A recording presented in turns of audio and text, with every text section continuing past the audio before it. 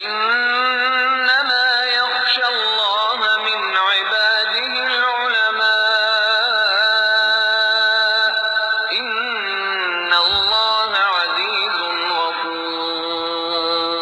سورہ بقرہ جو ہے یہ مدنی صورت ہے جی، یعنی ہجرت مدینہ کے بعد نازل ہوئی۔ جو صورتیں ہجرت مدینہ سے پہلے نازل ہوئیں ان کو مکی صورتیں کہتے ہیں، جو ہجرت مدینہ کے بعد نازل ہوئی ان کو مدنی صورتیں کہا جاتا ہے۔ اچھا، تو یہ مدنی صورت ہے اور اس کا نام صورت بقرہ ہے۔ بقرہ نام اس لیے رکھا گیا کہ اس میں بقرہ کہتے ہیں گائے کو، جی، تو چونکہ اس صورت میں گائے کا ایک قصہ ہے جو حضرت موسیٰ علیہ السلام کے زمانے میں پیش آیا، اور تو اس وجہ سے اس کا نام جو ہے ایک اہم واقعے کی نسبت سے اللہ تبارک و تعالی نے بقرہ رکھوا دیا۔ جی، تو اس کا نام سورہ بقرہ گائے کو کہتے ہیں۔ اور اس صورت مبارکہ میں اللہ تبارک و تعالی نے گویا کہ انسان کی زندگی کے ہر شعبے کا خلاصہ بیان کیا ہے۔ تبھی حدیث میں اس صورت کو راس القرآن کہتے ہیں، یعنی پورے قرآن کی سردار ہے، گویا کہ پورے قرآن کا خلاصہ اس میں آ گیا۔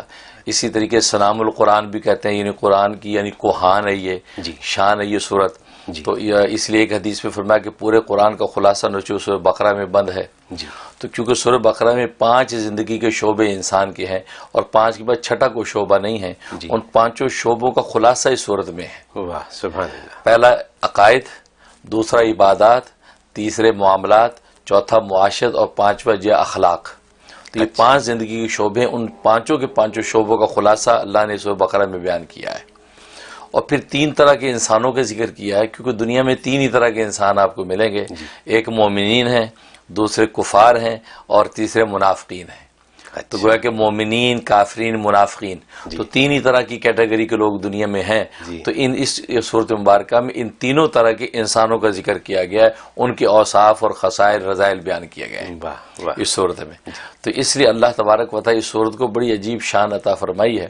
اور جہاں تک اس کے فضائل کا تعلق ہے تو حدیث میں آتا ہے کہ ابو مسعود انصاری رضی اللہ تعالیٰ کی روایت ہے کہ اللہ تبارک و تعالی کی جنت کے خزانوں میں سے یہ ایک خزانہ ہے، اور اس کی آخری جو 2 آیات ہیں آمن الرسول سے، یہ جنت کے خزانوں میں سے خزانہ ہے جو اللہ تبارک و تعالی نے یعنی مخلوق کو پیدا کرنے سے 2000 سال پہلے رحمان نے اپنے ہاتھ سے لکھ دی تھی۔ یہ وہ 2 آیات ہیں۔ اور آپ جانتے ہیں کہ معراج کے موقع پر اللہ تبارک و تعالی نے نبی کریم صلی اللہ علیہ وسلم کو 3 تحفے عطا فرمائے تھے، ان میں سے ایک تو نماز کا تحفہ تھا، اور دوسرا یہ آمن الرسول کی جو آخری 2 آیتیں سورہ بقرہ کی یہ بطور تحفہ عطا کی گئیں، اور تیسرا جو ہے وہ یہ تحفہ عطا کیا گیا کہ تیری امت میں سے جو شرک سے بچتا رہے گا اس کے کبیرہ گناہ بھی میں معاف کر دوں گا۔ شرک سے بچے وہ کبیرہ بھی معاف ہو جائیں گے۔ تو گویا کہ یہ بشارت دی گئی تھی۔ تو یہ تو گویا کہ یہ 2 آیتیں یہ اس قدر جو ہے مقدس آیتیں ہیں۔ اور خود نبی کریم صلی اللہ علیہ وسلم فرمایا کہ یہ جو صورت ہے یہ باطلین اس کے سامنے ٹھہرتے نہیں ہیں۔ تو پوچھا گیا کہ باطلین سے کیا مراد ہے؟ فرمایا جادوگر، مطلب کہ جس گھر میں یہ سورت تلاوت کی جائے گی وہاں جادو، ٹونا، آسیب، جنات نہیں ٹھہرتے۔ یہ عجیب اللہ نے اس سورت کے اندر ایک طاقت رکھی ہے، کیونکہ جیسے اس کی تلاوت گھر میں شروع ہوتی ہے تو ملائکہ کی اس قدر کثرت سے نزول ہوتا ہے کہ وہاں سے جنات اور جادو یہ سب چیزیں دفع ہو جاتی ہیں۔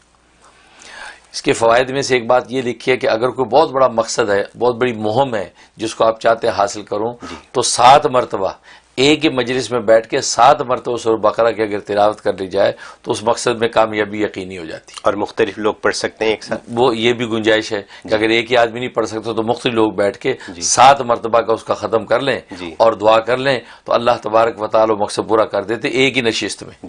یعنی آپ کو زیادہ نہیں پڑھنا، ایک ہی دن میں کام ہو جاتا۔ یہ ایسی اس میں یعنی سمجھیے کہ 14 سپارے ایک اور 7 3.5 17.5 سپاروں کی بات ہے۔ بالکل بالکل، اور الگ الگ لوگوں نے پڑھنی ہے۔ تو جناب وہ 7 بندے اگر پڑھ لیں گے تو جناب یہ آپ کا مقصد اسی وقت پورا ہو جائے گا۔